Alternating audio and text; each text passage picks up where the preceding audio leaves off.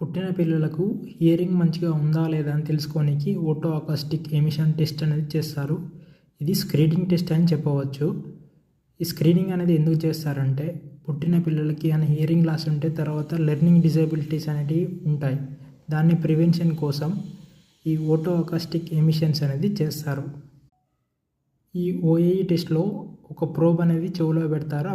అక్కడ నుండి external ear, middle ear ద్వారా ఇన్నర్ ఇయర్కి సౌండ్ సిగ్నల్స్ అనేవి పంపిస్తారు.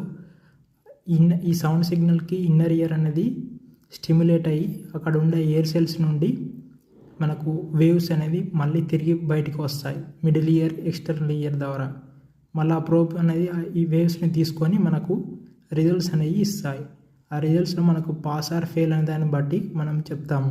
సో ఇక్కడ పాస్ అనే రిజల్ట్ వచ్చింది, నార్మల్ ఓఏఈ రిపోర్ట్. దీంట్లో టెస్ట్ అనేది నెగిటివ్ వస్తే భయపడని అవసరం లేదు. నెక్స్ట్ ఇంకా